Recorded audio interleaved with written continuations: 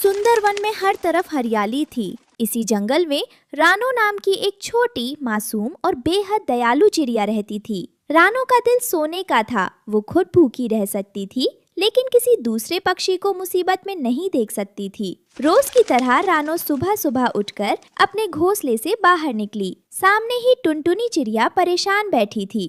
अरे टुनटुनी बहन, सुबह सुबह इतनी उदास क्यों बैठी हो? क्या बात है? क्या बताओ रानो, मेरे छोटे छोटे बच्चे भूखे हैं।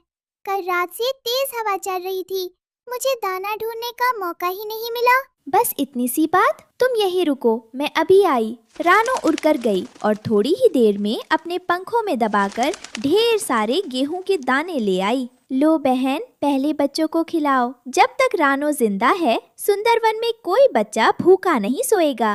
रानो, तुम सच में इस जंगल का फरिश्ता हो। भगवान करे तुम्हारी चहचहाहट हमेशा बनी रहे। लेकिन सुंदरवन की इस खुशहाली को किसी की बुरी नजर लगने वाली थी। जंगल में एक क्रूर शिकारी ने कदम रखा। उसके कंधे पर एक बड़ा जाल था और हाथ में अनाज की बोरी। उसने एक बड़े बरगद के पेड़ के नीचे बहुत सारा दाना बिखेर दिया और ऊपर से अपना मजबूत जाल बिछाकर झाड़ियों में छिप गया। वाह, कितना हरा भरा जंगल है। आज तो इतने पक्षी पकड़ूंगा कि शहर के बाजार में बेचकर अमीर बन जाऊंगा। तभी मिट्ठू तोता और उसकी पत्नी तोती वहाँ से गुजरे। अरे भगवान, देखो देखो, नीचे कितना सारा ताजा दाना बिखरा पड़ा है। आओ चलकर पेट भर खाते हैं।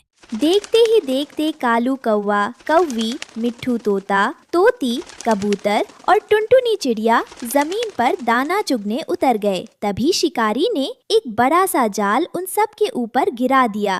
बचाओ! अरे ये क्या हो गया? हम तो फंस गए। ये तो शिकारी का जाल है। मूर्ख पक्षियों, दाने के लालच में आ गए ना? अब चिल्लाने से कुछ नहीं होगा। तुम सब अब मेरे पिंजरे में जाओगे। तुम पक्षियों ने इन पेड़ों पर बड़े आलीशान घर बना रखे हैं ना? रुको, पहले तुम्हारे इन घरों को ही तबाह करता हूँ, ताकि दोबारा यहाँ कोई आ ना सके। उसने एक एक करके सभी पक्षियों का घोंसला तोड़ दिया। नहीं, दया करो शिकारी, मेरा घर मत तोड़ो, मेरे अंडों को मत छुओ। सारे पक्षी जाल के अंदर बेबस होकर रो रहे थे। तभी रानो चिड़िया उधर से गुजरी। जब उसने जमीन पर बिखरे हुए घोंसले और जाल में फंसे अपने दोस्तों को देखा तो उसके पैर तले जमीन खिसक गई। हे भगवान, ये क्या अनर्थ हो गया? सब के सब जाल में फंसे हैं और इनके घर तो मिट चुके हैं। वो एक पेड़ की ऊंची डाल पर छिप गई। उसने देखा कि शिकारी बहुत थक गया था। अरे, अभी दोपहर की धूप तेज है, थोड़ी देर सो लेता हूँ। शाम को इन सब को लेकर शहर निकलूंगा। जैसे ही शिकारी की खर्राटे गूंजने लगे, रानो पेड़ से नीचे उतरी। रो मत भाइयों, चुप रहो, वरना शिकारी जाग जाएगा। मैं तुम्हें यहाँ से जरूर निकालूंगी। रानो बहन, तुम यहाँ से भाग जाओ। ये शिकारी बहुत दुष्ट है, तुम्हें भी पकड़ लेगा। मैं अपने परिवार को मुसीबत में छोड़कर भाग जाऊं? ऐसा कभी नहीं होगा। तुम सब बस भगवान पर भरोसा रखो, मैं अभी आती हूँ। रानो तेजी से उड़कर अपने सबसे पक्के दोस्त चीकू चूहे के पास पहुंची, जो जमीन के अंदर एक बिल में रहता था। चीकू भैया, जल्दी बाहर आओ, बहुत अनर्थ हो गया है। क्या हुआ रानो बहन, तुम इतनी हाफ क्यों रही हो? चीकू भैया, शिकारी ने हमारे जंगल के सभी पक्षियों को जाल में पकड़ लिया है। उनके घर भी तोड़ दिए हैं। अगर तुमने अभी मदद नहीं की तो वो उन्हें शहर ले जाकर बेच देगा। प्लीज मेरे साथ चलो। उस शिकारी की इतनी हिम्मत! चलो रानो बहन, मेरी पैनी कुल्हाड़ी जैसे दांत किस दिन काम आएंगे। अभी चलकर उस जाल की धज्जियां उड़ाता हूँ। रानो और चीकू चुपके से सोते हुए शिकारी के पास पहुँचे। चीकू भैया, वो देखो जाल की मुख्य रस्सी, उसे काट दो। तुम फिक्र मत करो रानो बहन, बस 2 मिनट रुको। चीकू चूहे ने फुर्ती से जाल पर चढ़कर अपने नुकीले दांतों से रस्सी को कुतरना शुरू कर दिया। लो रानो बहन, जाल कट गया, सब आजाद हो।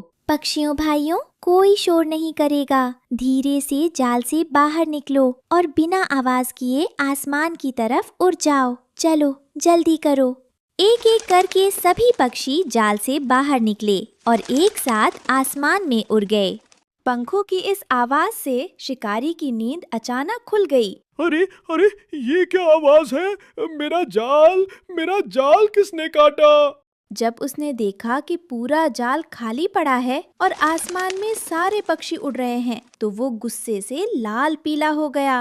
धोखा! मेरे साथ धोखा हुआ।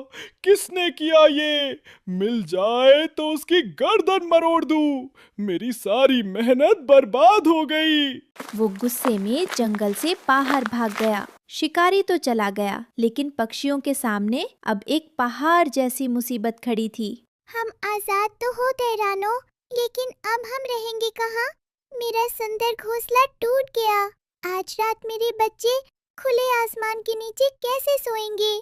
सब चुप हो जाओ। रोने से टूटे हुए घर वापस नहीं आएंगे। संकट बड़ा है तो हमारी एकता भी बड़ी होनी चाहिए। हम अलग अलग घोंसला नहीं बनाएंगे। हम सब मिलकर एक ऐसा घर बनाएंगे जो इस जंगल में किसी ने नहीं देखा होगा। हम सब मिलकर एक 3 मंजिला घास का घर बनाएंगे। एक ही छत के नीचे हम सब एक बड़े परिवार की तरह रहेंगे। क्या 3 मंजिला घास का घर? रानो, तेरा दिमाग तो ठीक है। हम छोटे पक्षी इतना बड़ा घर कैसे बना सकते हैं? कालू भैया, अगर एक एक तिनका मिलाया जाए तो पहाड़ बन सकता है। अगर हम सब अपनी ताकत जोड़ दें तो कुछ भी असंभव नहीं है।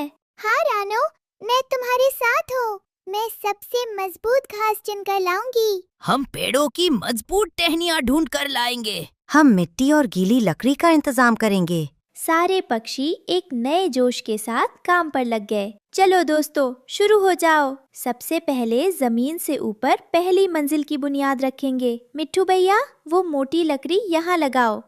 लो रानो बहन, ये एकदम पक्की लकड़ी है। इस पर चाहे जितनी हवा चले, ये नहीं हिलेगी। कालू कौवा और गोरी कौवी अपनी चोंच में गीली मिट्टी ला कर टहनियों को आपस में जोड़ने लगे। बहुत अच्छे कालू भैया। टुनटुनी बहन, अब तुम और कबूतर भैया मिलकर दूसरी मंजिल की दीवारें बुनना शुरू करो। दोपहर से शाम होने को आई। उनका घास का घर बनकर तैयार हो गया। पहली मंजिल पर तोता तोती और कबूतरों का बसेरा था। दूसरी मंजिल पर कालू कौवा और कौवी का घर था और सबसे ऊपरी तीसरी मंजिल पर नन्ही रानो और टुनटुनी चिड़िया का आशियाना था। विश्वास नहीं होता, ये कितना सुंदर है। रानो, अगर आज तुम ना होती तो हम सब आज किसी पिंजरे में बंद होते या बेघर होकर रो रहे होते। हाँ रानो, मुझे माफ कर देना। मैंने सुबह तुम्हारी बात पर शक किया था, लेकिन आज तुमने साबित कर दिया कि एकता में ही असली जादुई ताकत होती है। भैया, माफी मत मांगो। ये घर सिर्फ घास का नहीं है। ये हमारे प्यार, हमारी एकता और हमारे भरोसे का घर है। जब तक हम साथ हैं, कोई शिकारी हमारा कुछ नहीं बिगाड़ सकता। रात के अंधेरे में वो 3 मंजिला घास का घर जुगनुओं की रोशनी से जगमगा रहा था।